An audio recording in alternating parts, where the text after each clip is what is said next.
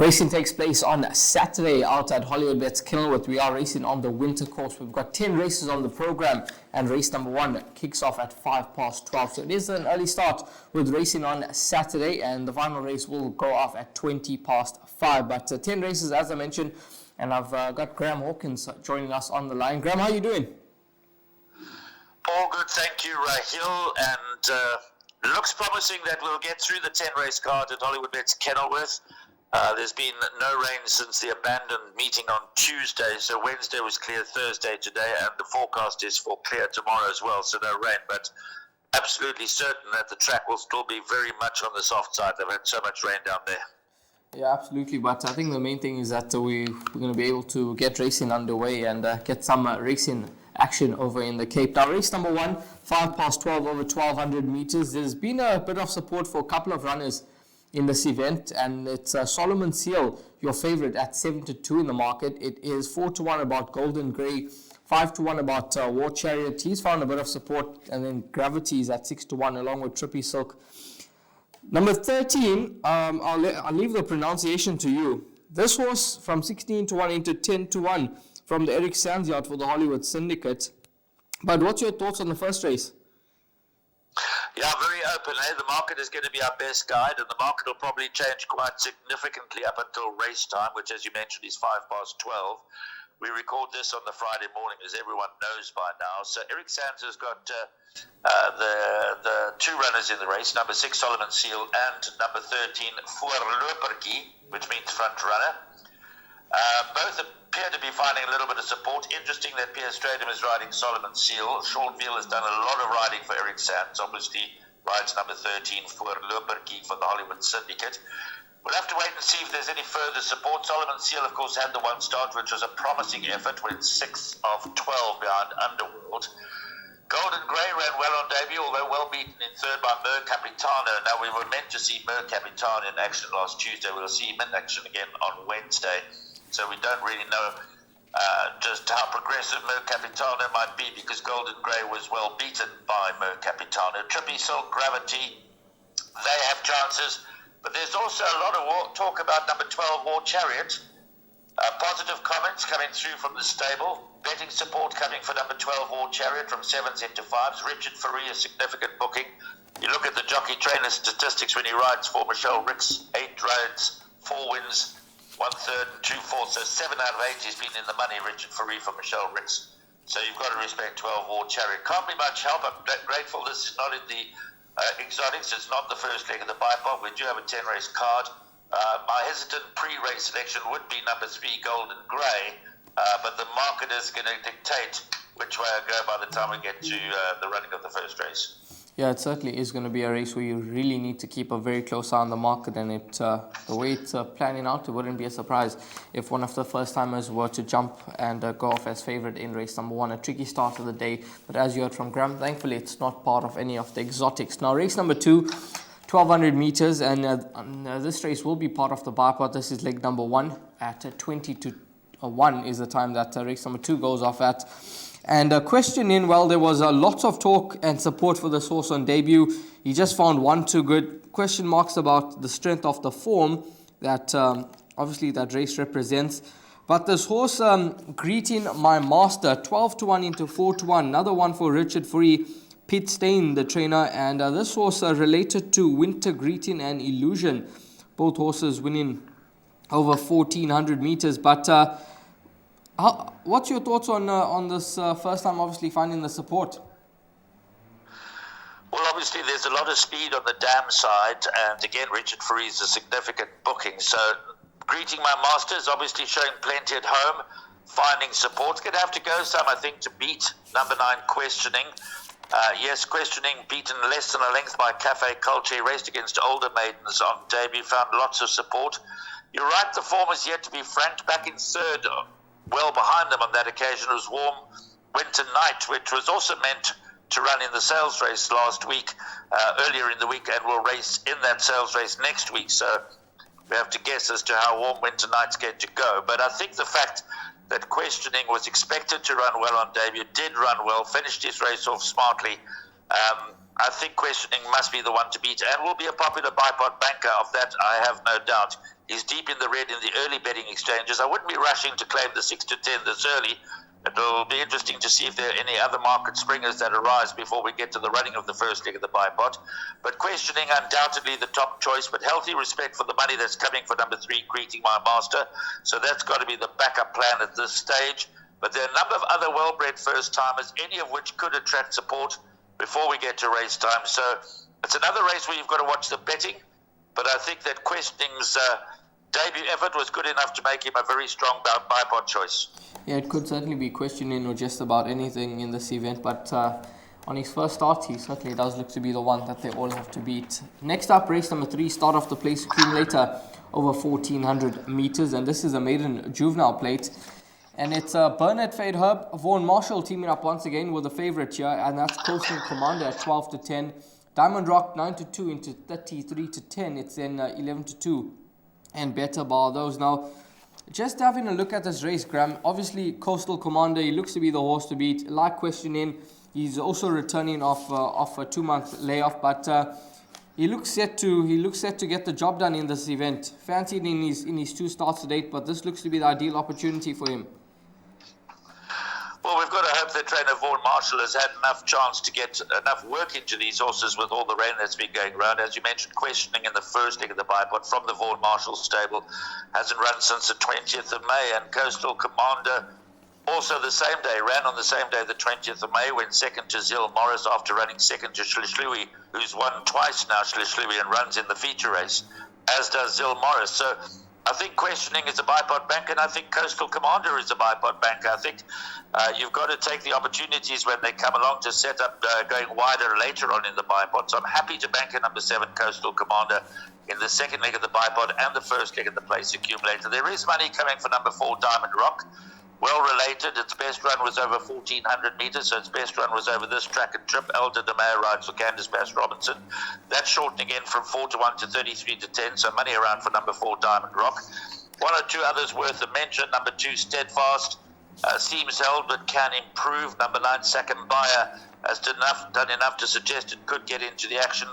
And Jack in the Green could also improve on that debut, with 7th of 15 behind Zil Morris, well behind Coastal Commander on that occasion. So Coastal Commander a clear first choice in the third race. Place accumulator bipod banker. The nearest danger seems to be number 4 Diamond Rock, and these 2 could have the finish to themselves. Yeah, it could certainly be that way. Number 9 Second Buyer, now obviously on that run to Shlishlui, he's quite held by Coastal Commander, but there's one thing that I've learned in the past month with racing down in Cape Town, especially with the conditions the way they are. No matter what price Brett Crawford has a runner, you include them. So I think Second Buyer is definitely one that you've got to keep on the safe side in the third race on the day.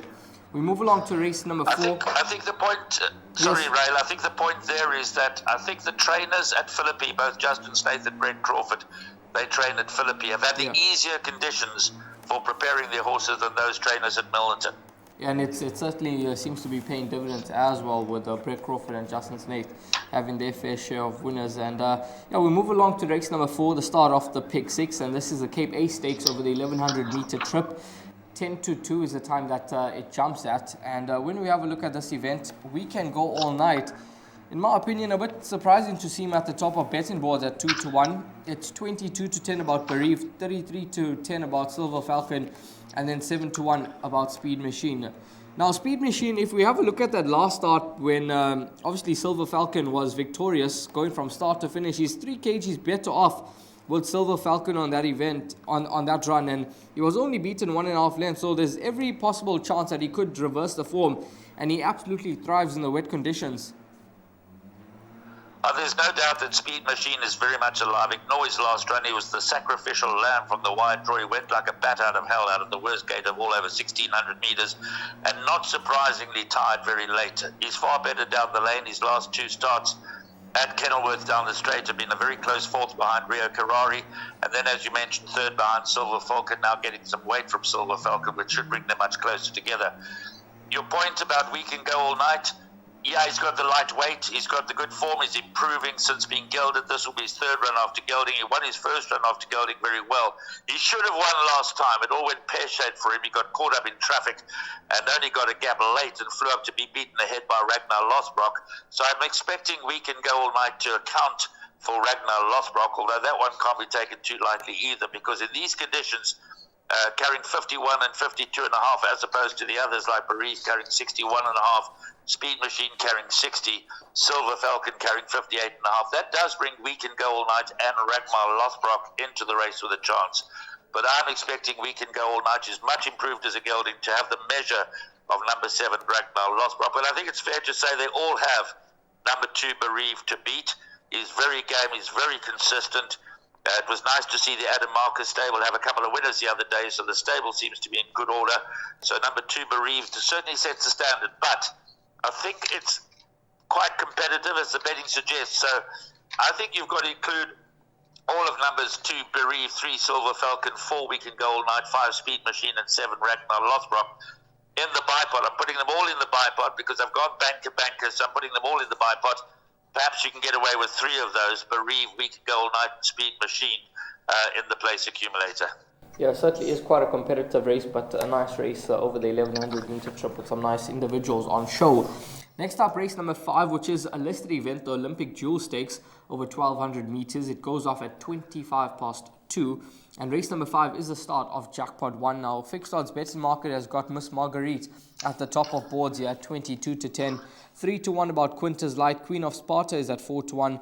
It's 7-1 and better bar those. Now, the horse that's probably in the form of her life, Miss Marguerite, she's won her last 3 starts and she's got the job done.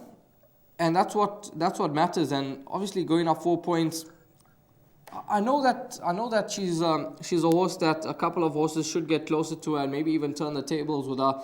But I just feel that the form that she's in, with Richard aboard, Pete Steyn has got this filly in such a good space at the moment. I think she'll win again. I think you're probably right. She is the leading light in the race and should be deserving of a feature race success. Obviously, they're looking for the black type here in the Olympic Jewel Stakes. And for Marsha Cliff and Pete Steyn, winning this race would be the cherry on the cake for Miss Marguerite. She's won her last 3. As you said, there are quite a few contenders here that should get close, if not overturn her. But I'm on your side. I think she's got the will to win. She's in such a good space that Miss Marguerite has got to be the top choice. But Spy Wing, if you go back to when they met on the 10th of May, has got every chance of turning it around. She's carrying 52 kilograms, is Spy Wing. Gets 3.5 kilograms from Miss Marguerite, which brings Spy Wing into the race with a chance. I think 8-1 about number 8 Spy Wing is quite good each way value. I think number 6 Sonic Burst could also surprise, and I'm going to throw Sonic Burst and Spy Wing certainly into my permutations for some value, particularly from a jackpot and a pick 6 point of view. But my selection would be number 5 Miss Marguerite to beat number 8 Spy Wing and number 6 Sonic Burst. Worth giving a few others a mention. Quintus Light is at her best down the straight, I think, but 60.5 in these conditions, that'll be a real test for her. Gimmy's Lassie's got some kind of a chance, as does She's My Captain. But Queen of Sparta could be the best of the others, also with 52 on her back. She cannot be ignored. But like you, I'm in the camp of Miss Marguerite with Spy Wing number 8 and Sonic Burst number 6, my 2, that I'm going to back her up with. Yeah, 6 and 8, some nice value selections in this event, and maybe you want to play some exactas with those 2 horses and include number 5, Miss Marguerite. Next up, race number 6, which is the World Sports Betting Iridescent Stakes over 1,500 meters, and this race jumps at 3 o'clock. It is a listed event. Favorite is October Morn at 5-10, Beach Bomb at 4-1, 11-2 about Flying V, and then it's 12-1 and better bar those. Number 7, Quick Trip, is a scratching, so it's a field of 7 that remain. And I think that this filly October Mode is going to take some beating in this event, Graham. Well, only the distance can beat her. I think she's classy. She's got a lovely pedigree. She was a very facile winner of the Perfect Promise Sprint when beating Quick Trip by 6 lengths. She raced away from the opposition on that occasion. It is her first attempt around the turn. She goes up to 1,500 meters. There's a lot of speed on her dam side. It's not a given, if you look at a female line, that she'll go 1,500 meters or a mile, but she's classy, difficult to oppose, short in the market, clearly the top choice in the race. Beach Bomb is interesting. She's out of Beach Beauty, that great race mare. Obviously, stable companion to October Morn, and Elder DeMeo rides October Morn. Gareth Wright rides Beach Bomb. Beach Bomb won second time out, beating Epic Kleros by 5 lengths. Now, she's got to step up on that performance in this sort of a class. But unlike October Morn, we know that Beach Bomb is going to appreciate stepping up to the 1500. And then Flying V has won her last 2 starts and also could be much better suited to this distance of 1500 meters, the 2-year-old daughter of Ursing Getterix. She'll certainly get every inch of the trip. The going is going to be soft. That is going to test October Morn, but I think she's got enough class to get the job done. Again, I wouldn't be rushing to claim the 6 to 10, but a popular choice as far as the exotics are concerned. Yeah, that's horse number 8, October Morn. I think she'll see out the distance, but obviously, as you heard from Graham, it's going to be a bit of a challenge for in these conditions, but she's definitely the horse that they all have to beat in the 6th race on the program. Next up, we'll move along to race number 7, which is the Group 3 on the afternoon. This is the World Sports Betting Langeman over 1500 meters. 15:35 is the time that race number 7 goes off at, and it's the start of Jackpot 2. Now, it's quite a nice race, this Langeman. Justin Snaith, obviously, he won it last year, and that the individual's name escapes my mind currently, but I think it was Lightspeed that won this race last year, and you can obviously correct me on that, Graham, but he does have Shlishlui, who's in good form, and this horse Snow Pilot, who's obviously a well-bred son of Lancaster Bomber, who was a facile maiden winner, and Richard aboard, I think he could certainly step up, and even though he just won a maiden, I feel that there's more to come from this horse Snow Pilot.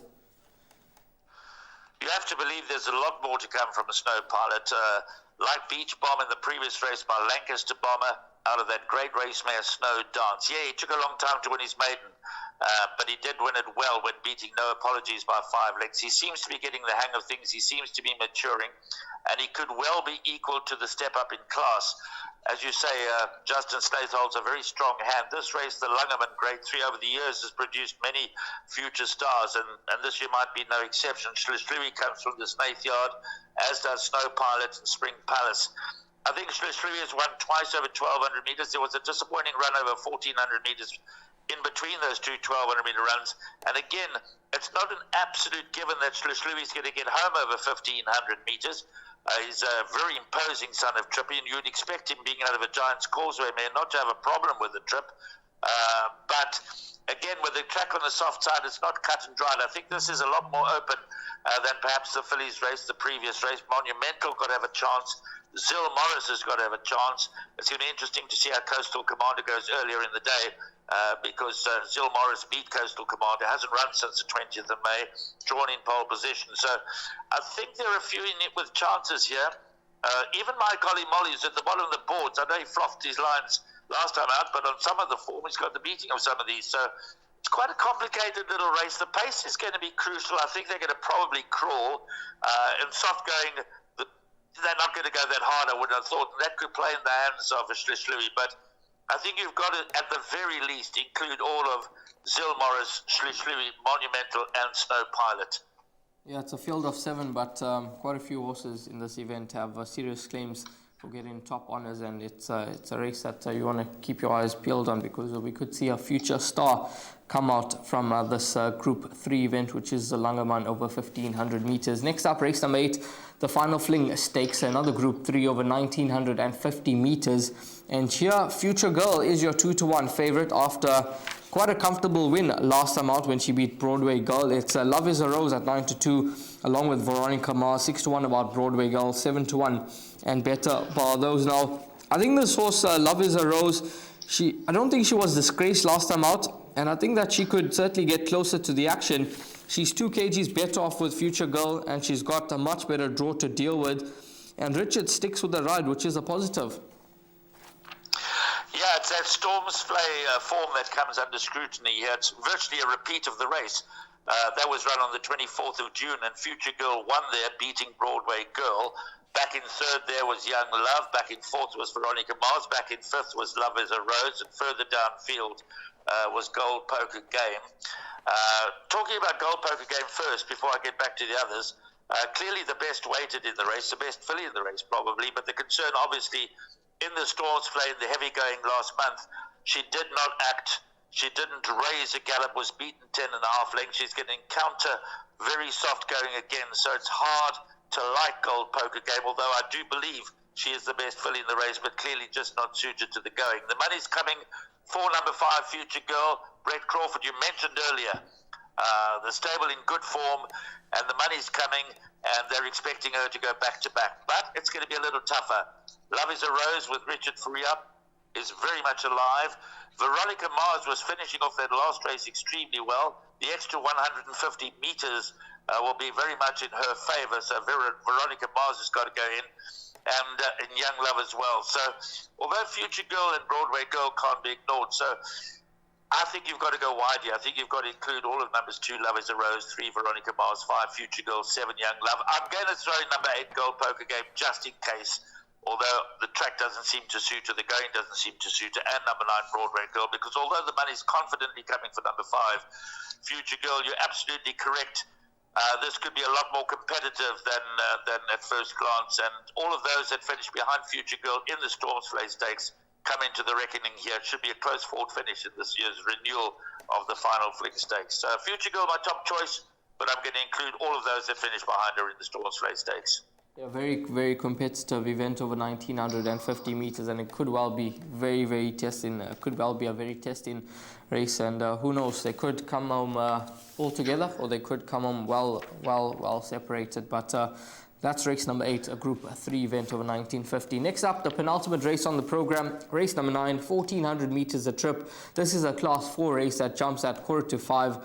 Your favorite here is Lunch Money at 16-10. Candice Bass Robinson, Elder DeMeo team up. It's 11-2 about Bardolino. He's been frustrating to follow. He's a horse that is overdue that second career win, but when it's going to come, only Bardolino knows. It's then 11-2 about To the Moon and Back, 7-1 and better bar those. Graham, I think Candice will probably win this race here with number 2, Lunch Money. This horse, he's been very, very close up in his last 2 starts. 1400 meters looks set to suit. He's drawn gate number 2. I can see this horse getting the job done. One of the key runners on the card, because for my money, you either bank at number 2, Lunch Money, or you go the field. So I'm in your camp. I'm going to bank at number 2, Lunch Money.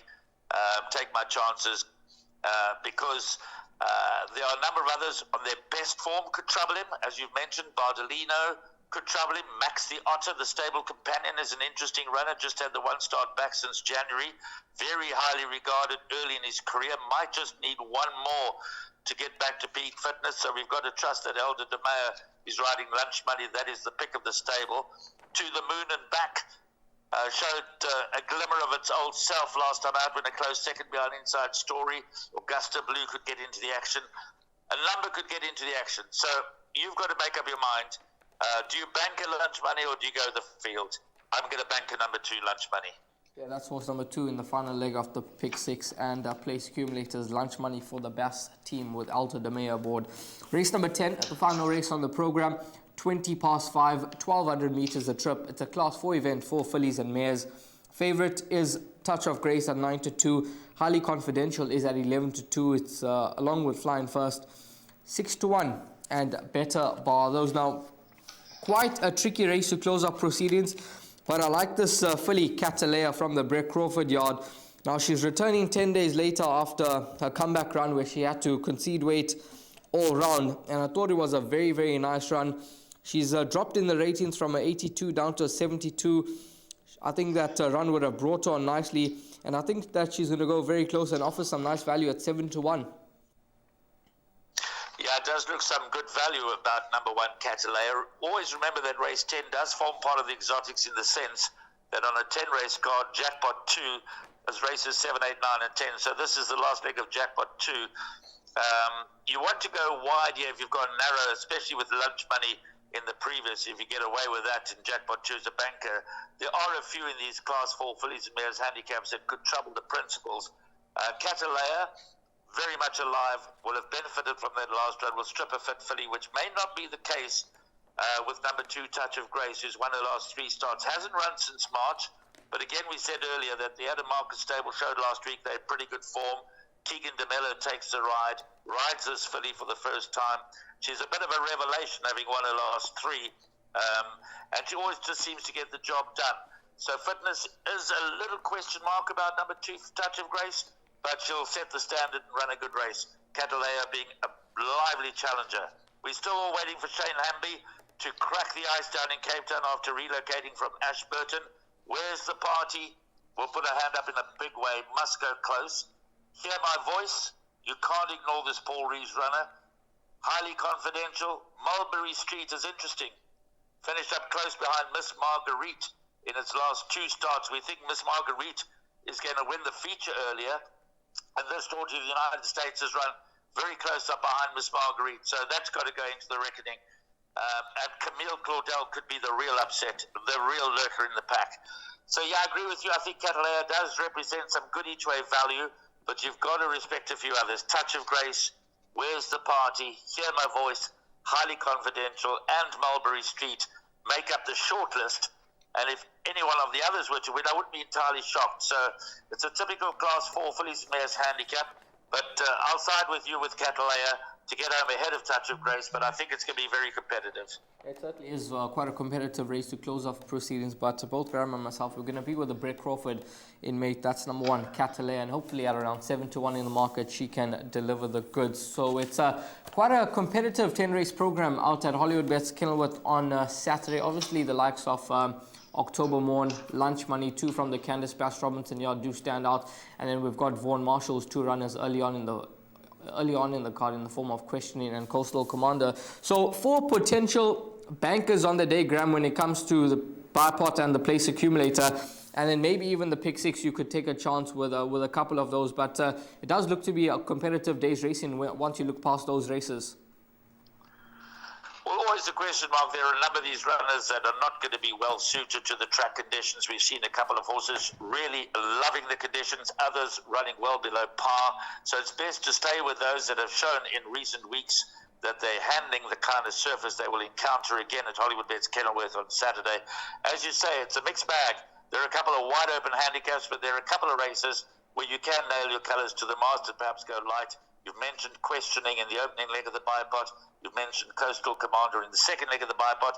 Yes, there are a couple of runners that are attracting support to beat them, but they will be popular bankers. And then the 2 key horses on the day are October Morn. She's 6-10 in the market. Will she get home over the 1500? We're expecting her to do the job. She's very classy. She'll have a bright future. And then Lunch Money. That's Lunch Money banker or the field. So let's hope that Lunch Money can deliver for us at around 4:45 on Saturday. Yeah, absolutely. And just before we let you go, obviously the Gold Cup just over a week away. You've had a look at the final fields, I'm sure. And what's your thoughts on what would be the headline on the day, the HKJC Champions Cup? Yeah, that's an interesting race. I mean, Princess Keller going head-to-head with See It Again and so much on the line. And the Gold Cup, of course, Future Pearl looking to do what Hermosa Mundo did a couple of years back by winning the Gold Bowl, the Gold Vase, and the Gold Cup. That's not easy to do, but he looks to be the right horse. So whatever the outcomes, we're looking forward to a great day's racing on Sunday the 30th. Yeah, absolutely. It's going to be some top class racing action coming your way at Hollywoodbets Greyville on Sunday the 30th of July. But from Graham and myself, hopefully we've managed to guide you in the right direction with racing at Hollywoodbets Kenilworth on Saturday the 22nd of July.